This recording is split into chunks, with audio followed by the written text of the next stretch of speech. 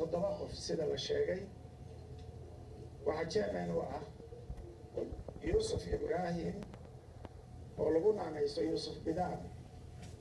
وعن في الأيام التقنن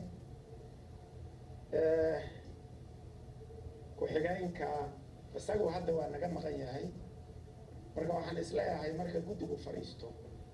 oo isagu jaamaanku oo gudoominayo ayaa ku-xigeenka lagu dhawaaqi doonaa laakiin Yusuf Ibrahim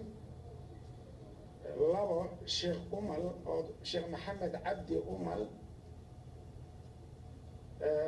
Hassan Al-Huda Ahmed Mohamed Hassan وأنا أحمد سكورتي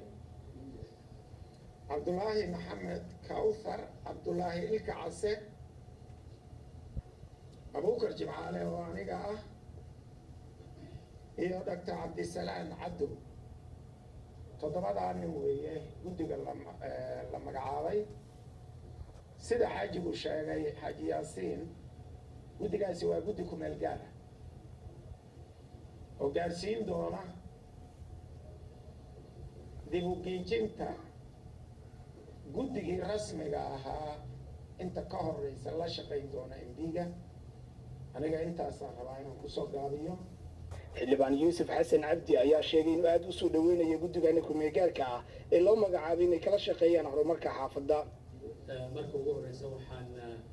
aad iyo aad si la xad u soo dhaweynaya guddigaasi ku-meelgaarka ee aad soo magacaawdeen guddigaas oo aan filayo tilaabadan aad qaadeen inay noqon doonto tilaabo taariikhi iyo wax weyn ka bedeli doonta maamulka hanaanka iyo hoggaanka xaafadda Islii